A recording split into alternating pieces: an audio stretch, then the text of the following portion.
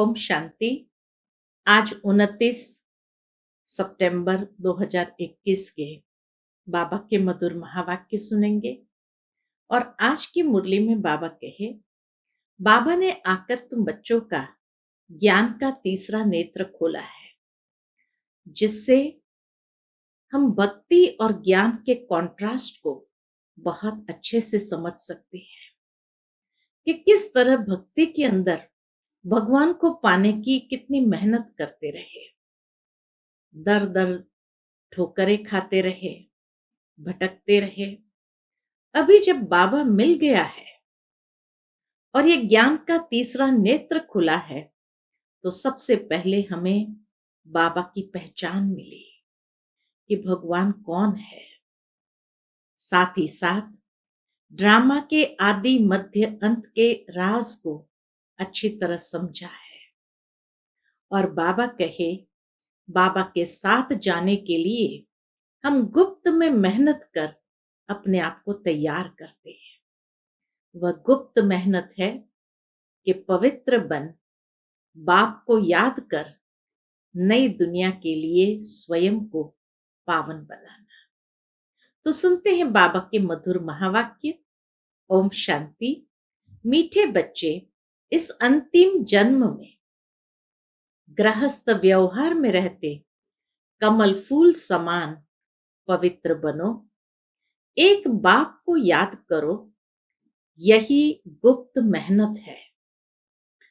प्रश्न है आज की मुरली से, ज्ञान का तीसरा नेत्र मिलते ही कौन सा कॉन्ट्रास्ट स्पष्ट अनुभव होता है? उत्तर है, भक्ति में भगवान को पाने के लिए कितना दर दर भटक रहे थे, कितनी ठोकरें खा रहे थे, अभी हमें वह मिल गया। दूसरा, साथ साथ रहम आता है। मनुष्य बेचारे अभी तक भी भटक रहे हैं, रास्ता ढूंढ रहे हैं। बाबा ने हमें भटकने से छुड़ा दिया। हम बाबा के साथ जाने की तैयारी कर रहे हैं। आज मुरली से पहले गीत बजा है, आज अंधेरे में है इंसान। ओम शांति। एक तरफ भक्त याद कर रहे हैं, दूसरे तरफ में आत्माओं को तीसरा नेत्र मिल चुका है, अर्थात आत्माओं को बाप की पहचान मिल चुकी है। वह कहते हैं, हम भटक रहे हैं। बाबा कहे, दुनिया के मनुष्य तो भटक रहे हैं, अभी तुम तो नहीं भटकते हो। कितना फर्क है। बाप तुम बच्चों को साथ ले जाने के लिए तैयार कर रहे हैं। मनुष्य गुरुओं पिछाड़ी, तीर्थ यात्रा, मेले मलाखड़े आदि पिछाड़ी कितना भटक रहे हैं। तुम्हारा भटकना अब छूट गया है।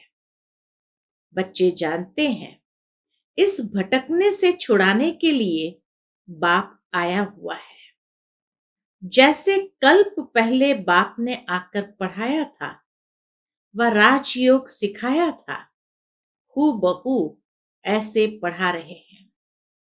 बच्चे जानते हैं, हम 5 विकारों पर जीत पा रहे हैं। कहा जाता है, माया जीते जगत जीत। माया 5 विकारों रूपी रावण को कहा जाता है। माया दुश्मन ठहरी। माया धन संपत्ति को नहीं कहा जाता है।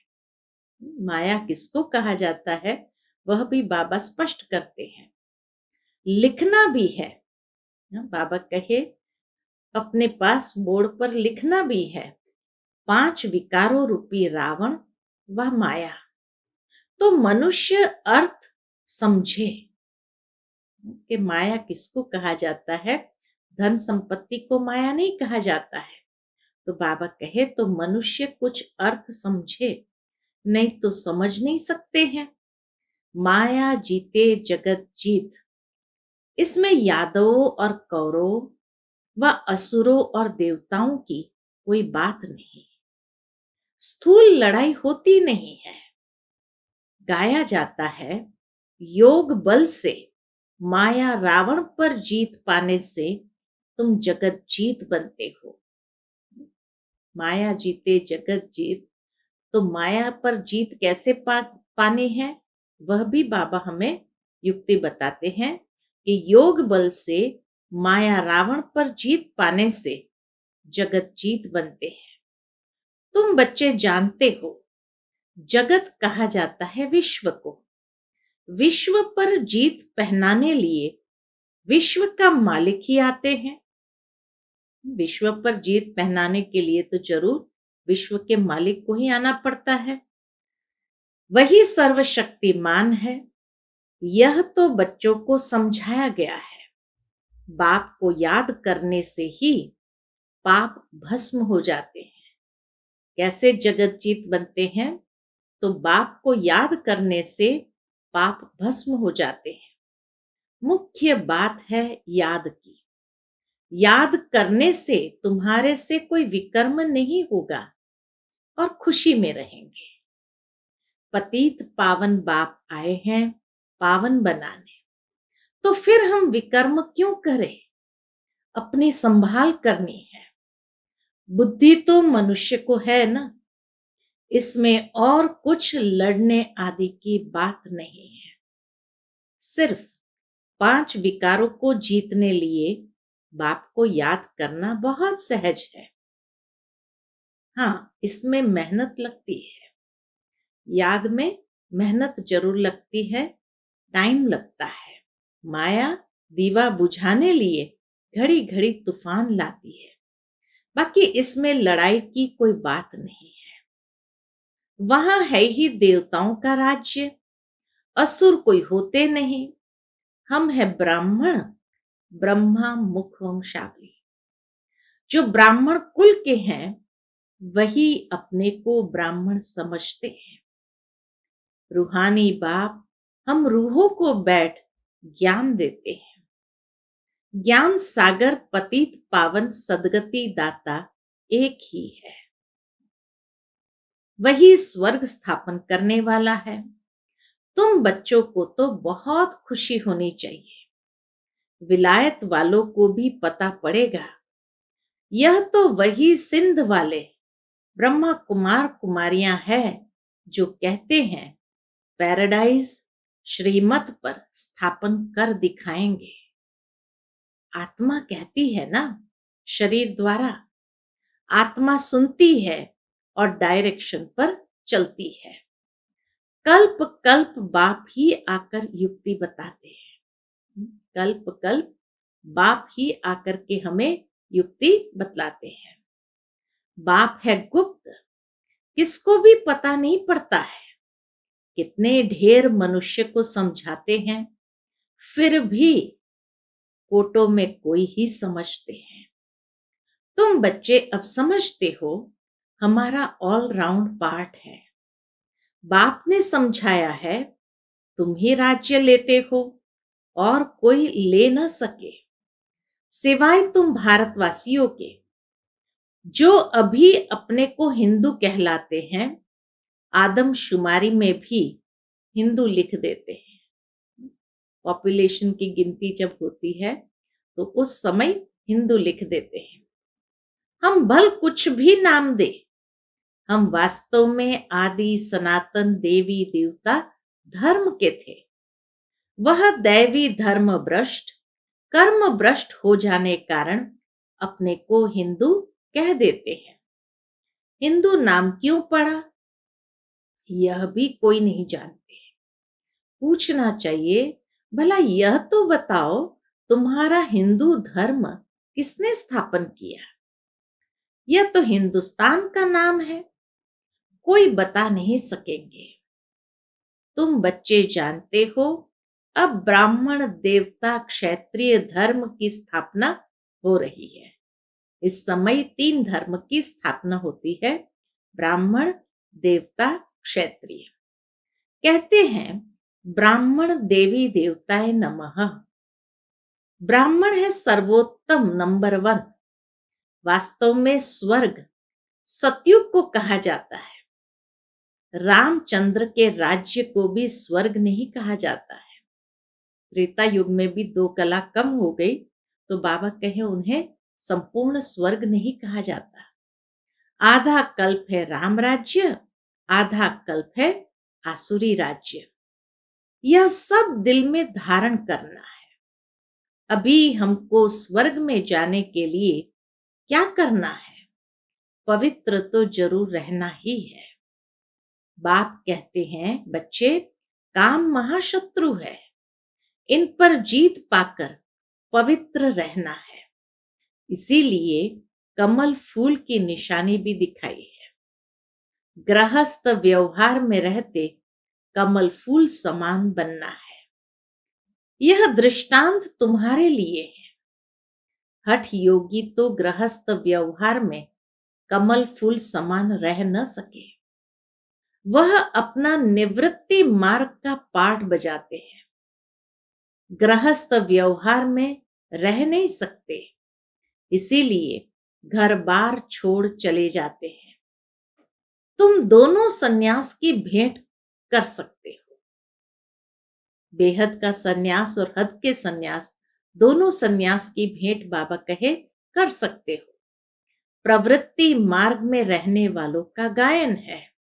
बाप कहते हैं गृहस्थ व्यवहार में रहते सिर्फ यह एक अंतिम जन्म हिम्मत कर कमल फूल समान पवित्र रहो। कितना बाबा जैसे बच्चों को रिक्वेस्ट करते हैं कि गृहस्थ व्यवहार में रहते सिर्फ ये एक अंतिम जन्म हिम्मत कर कमल फूल समान पवित्र रहो।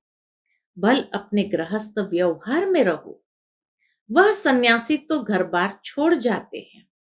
ढेर सन्यासी है जिन्हों को भोजन देना पड़ता है। पहले वह भी सतो प्रधान थे, अभी तमो प्रधान बन गए हैं। यह भी ड्रामा में उनका पार्ट है। फिर भी ऐसे ही होगा। बाप समझाते हैं इस पतित दुनिया का विनाश तो होना ही है। थोड़ी थोड़ी बात में ही एक दो को धमकी देते रहते हैं। अगर ऐसा नहीं होगा तो बड़ी लड़ाई लग जाएगी। तुम बच्चे समझते हो कल्प पहले भी ऐसे हुआ था। शास्त्र में लिखा है पेट से मुसल निकले। फिर क्या हुआ? यह हुआ। फिर होली में स्वांग बनाते हैं। वास्तव में है यह मुसल जिससे विनाश करते हैं। यह भी बच्चे जानते हैं जो कुछ पास्ट हो चुका है वह फिर भी होना है। बनी बनाई बन रही, अब कुछ बननी नहीं। अभी तुम्हारी बुद्धि में सारा राज है, सिर्फ कहने की बात नहीं। किसको भी दोष नहीं दे सकते। बाबा का इस ड्रामा के अंदर परिवर्तन निश्चित है, तो उसमें किसी को भी दोष नहीं दे सकते। ड्रामा में पार्ट है, तुमको सिर्फ बाप का पैगाम सुनाना है। यह ड्रामा तो अनादि अविनाशी है। भावी क्या चीज है वह भी तुम समझ गए। यह कलयुग अंत और सतयुग आदि का संगम नामी ग्रामी है। इनको ही पुरुषोत्तम युग कहा जाता है। आजकल बच्चों को पुरुषोत्तम युग पर अच्छी रीति समझा रहे हैं। पुरुषोत्तम मास होगा तो इसीलिए बाबा कहे आजकल बच्चों को कंटिन्यूस कई दिनों की मुरली में ये बात आ रही है कि पुरुषोत्तम युग पर अच्छी रीति समझा रहे हैं। यह युग है उत्तम पुरुष बनने का। सभी सतो प्रधान उत्तम बन जाएंगे। अभी है तमो प्रधान कनिष्ठ। इन अक्षरों को भी तुम समझते हो। कलयुग पूरा हो, सतयुग आएगा, फिर जय जयकार हो जाएगी। कलयुग पूरा होगा एक तरफ, सतयुग की शुरुआत हो जाएगी और चारों ओर जय जयकार हो जाएगा। कहानी सुनाई जाती है ना। क्या कहानी सुनाई जाती है? यह है सहज ते सहज। झूठी कहानियां तो बहुत है। अब बाप खुद बैठ समझाते हैं। भक्ति मार्ग में तुम मेरी महिमा गाते आए हो, अब प्रैक्टिकल में तुमको रास्ता बताता हूं, सुखधाम और शांति धाम का। सदगति को सुख गति, बाबा कहे सदगति को सुख गति, दुर्गति को दुख गति कहेंगे। कलयुग में है दुख, सतयुग में है सुख। समझाने में सब समझेंगे, आगे चल समझते जाएंगे। समय बहुत थोड़ा है, मंजिल बहुत ऊंची है। कॉलेज में जाकर तुम समझाएंगे तो इस कॉलेज को अच्छी रीति समझेंगे। बरोबर ये ड्रामा का चक्र फिरता रहता है और कोई दुनिया नहीं है। वह समझते हैं ऊपर में कोई दुनिया है, इसीलिए सितारों आदि तरफ जाते हैं। वास्तव में वहां कुछ है नहीं। बाबा की ये भविष्यवाणी उस समय से कि वास्तव में कुछ भी है नहीं। God is one, creation is one. मनुष्य सृष्टि यही है। मनुष्य मनुष्य ही है, सिर्फ देह के अनेक धर्म है। कितनी वैरायटी है। सतयुग में एक ही धर्म था, उसको कहा जाता है सुखधाम। कलयुग है दुखधाम। सुख और दुख का खेल है ना। बाप थोड़ी बच्चों को कब दुख देंगे। बाप तो आकर दुख से लिबरेट करते हैं। जो दुख हरता है वह फिर किसको दुख थोड़ी देंगे। भगवान को कहा जाता दुख हरता सुख करता, वह फिर किसको दुख थोड़ी देंगे। अभी है रावण राज्य। मनुष्य में 5 विकार प्रवेश है, इसलिए रावण राज्य कहा जाता है। वर्ल्ड की हिस्ट्री ज्योग्राफी का राज अभी तुम बच्चों की बुद्धि में आ गया है। रोज सुनते हो ये बहुत बड़ी पढ़ाई है। बाबा कहे ये बहुत बड़ी पढ़ाई है, तो बाप समझाते हैं अभी बाकी थोड़ा समय है, उसमें बाप से पूरा वर्षा लेना है। धीरे धीरे मनुष्य भी समझेंगे। बरोबर ईश्वर का रास्ता तो यही समझाते हैं। लोग भी समझेंगे कि हाँ, ईश्वर को प्राप्त करने का रास्ता यहीं से मिलता है। तो बाबा कहे धीरे धीरे मनुष्य भी समझेंगे। बरोबर ईश्वर का रास्ता तो यही समझाते हैं। दुनिया में और कोई भी ईश्वर को पाने का रास्ता नहीं बतलाते हैं। ईश्वर का रास्ता ईश्वर ही बताते हैं।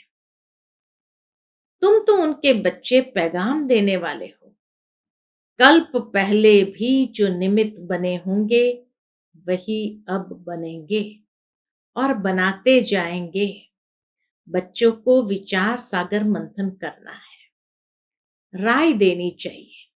बाबा हम समझते हैं यह चित्र होने चाहिए, इससे मनुष्य अच्छा समझ सकते हैं। बाबा के बच्चे भी बाबा को राय दे सकते हैं कि बाबा ऐसे चित्र होने चाहिए, इनसे मनुष्य अच्छा समझ सकते हैं। बाबा कम चित्र इसलिए कहते हैं क्योंकि कई सेंटर्स बहुत छोटे छोटे हैं, इसलिए बाबा कहते हैं 2-3 चित्र मुख्य ऐसे हो जिस पर अच्छी रीति समझा सकते हैं। 5-7 चित्र भी मुश्किल रख सकते हैं। छोटा सा सेंटर होता है तो नेचुरल है, वहां पर इतने सारे चित्र कैसे लगाएंगे। बाबा कहते हैं घर घर में गीता पाठशाला, ऐसे भी बहुत है। एक कमरे में सब कुछ चलाते हैं। मुख्य चित्र रखे हो तो मनुष्य को समझ मिले। आखिर भगवान किसको कहा जाता है, उनसे क्या मिलता है। भगवान को बाबा कहा जाता है, बबुलनाथ बाबा नहीं कहेंगे, रुद्र बाबा नहीं कहेंगे, शिव बाबा नामी ग्रामी है। बाबा कहते हैं ये वही कल्प पहले वाला ज्ञान यज्ञ है। बेहद के बाप शिव ने यज्ञ रचा है, ब्राह्मणों की रचना की है ब्रह्मा द्वारा। ब्रह्मा में प्रवेश हो स्थापना की है। यह है ज्ञान राजयोग का। यह ज्ञान है राजयोग का। और फिर यज्ञ भी है। ये ज्ञान भी है राजयोग का और फिर यज्ञ भी है, जिसमें सारी पुरानी दुनिया की आहुति पड़ती है। एक वही बाप भी है, टीचर भी है, गुरु भी है, ज्ञान सागर भी है। ऐसा और कोई है नहीं। आजकल यज्ञ रचते हैं तो चारों तरफ शास्त्र रखते हैं, एक आहुति का कुंड भी बनाते हैं। वास्तव में है यह ज्ञान यज्ञ, जिससे उन्होंने कॉपी की है। ज्ञान यज्ञ से ही उन्होंने वो यज्ञ कुंड बना दिया, तो कॉपी की है। यहां कोई स्थूल चीज आदि तो है नहीं। अभी तुम बच्चों को बेहद का बाप मिला है, बेहद का ज्ञान मिला है, और कोई यह जानते नहीं। बेहद की आहुति पड़नी है, यह तुम जानते हो। पुरानी दुनिया खत्म हो जाएगी। यह तो खुशी होती रहती कि राम राज्य स्थापन हो। यह तो बहुत अच्छा है। बाबा कहे राम राज्य स्थापन हो, ये तो बहुत अच्छा है। परंतु वह तो जो स्थापन करेंगे वह अपने लिए ही करेंगे ना। राम राज्य जो स्थापन करेंगे वह तो अपने लिए ही करेंगे ना। मेहनत सब अपने लिए करेंगे। तुम जानते हो यह महाभारत लड़ाई भी इस यज्ञ से प्रज्वलित हुई है। कहां वह हद की बातें, कहां यह बेहद की बातें। तुम अपने लिए ही पुरुषार्थ करते हो। जब तक बाप को न जाने वर्षा मिल न सके। बाप ही आकर आत्माओं को शिक्षा देते हैं। तुम्हारा है सब गुप्त। आत्मा जो हिंसक बन गई है, उनको अहिंसक बनना है। किसी पर क्रोध भी नहीं करना है। 5 विकार जब दान दे तब ग्रहण छूटे। इनसे ही काले हो गए हैं। अब फिर सर्वगुण संपन्न 16 कला संपूर्ण कैसे बने? ये बाप बैठ समझाते हैं। इन लक्ष्मी नारायण को ऐसा किसने बनाया? कोई गुरु मिला? यह तो विश्व के मालिक थे। जरूर पास्ट जन्म में अच्छे कर्म किए हैं, तब अच्छा जन्म मिला है। अच्छे कर्मों से अच्छा जन्म मिलता है। कितनी सिंपल भाषा में बाबा ने कर्म की फिलॉसफी बताई। अच्छे कर्मों से अच्छा जन्म मिलता है। ब्रह्मा और विष्णु का कनेक्शन भी जरूर है। ब्रह्मा सो विष्णु एक सेकंड में मनुष्य से देवता बनते हैं। सेकंड में जीवन मुक्ति इसको कहा जाता है। बाप के बने और जीवन मुक्ति का वर्षा पा लिया। जीवन मुक्त तो राजा प्रजा सब है। सतयुग में राजा प्रजा सब जीवन मुक्त स्थिति में है। जो भी आने हैं उनको जीवन मुक्त बनना है। बाप तो समझाते हैं सबको। फिर है पुरुषार्थ करना ऊंच पद पाने के लिए। हाँ, पुरुषार्थ ऊंच पद के लिए। सारा मदार है पुरुषार्थ पर। क्यों न पुरुषार्थ करते करते हम ऊंच पद पाएं। बाप को बहुत याद करने से बाप की दिल पर अर्थात तख्त पर चढ़ जाएंगे। बाप कोई मेहनत नहीं देते हैं। अबलाओं से और क्या मेहनत कराएंगे। बाप की याद है भी गुप्त। ज्ञान तो प्रत्यक्ष हो जाता है। कहा जाता है इनका भाषण तो बहुत अच्छा है, परंतु योग में कहां तक है। बाप को याद करते हैं, कितना समय याद करते हैं। याद से ही जन्म जन्मांतर के विकर्म विनाश होंगे। यह स्पिरिचुअल नॉलेज कल्प कल्प रूहानी बाप शिव ही आकर देते हैं और कोई भी ज्ञान दे नहीं सकते। अच्छा, मीठे मीठे सिकिलदे बच्चों प्रति माता पिता बाप दादा का याद प्यार और गुड मॉर्निंग। रूहानी बाप की रूहानी बच्चों को नमस्ते। हम सब रूहानी बच्चों की रूहानी माता पिता बाप दादा को याद प्यार, गुड मॉर्निंग और नमस्ते नमस्ते। शुक्रिया बाबा, शुक्रिया। आज की मुरली से धारणा के लिए मुख्य सार है। पहली पॉइंट, अविनाशी ड्रामा के राज को बुद्धि में रख किसी को भी दोषी नहीं बनाना है। पुरुषोत्तम बनने का पुरुषार्थ करना है। इस थोड़े समय में बाप से पूरा वर्षा लेना है। दूसरी पॉइंट, डबल अहिंसक बनने के लिए कभी किसी पर क्रोध नहीं करना है। विकारों का दान दे सर्वगुण संपन्न बनने का पुरुषार्थ करना है। आज का बाबा का मधुर वरदान हम बच्चों के प्रति है।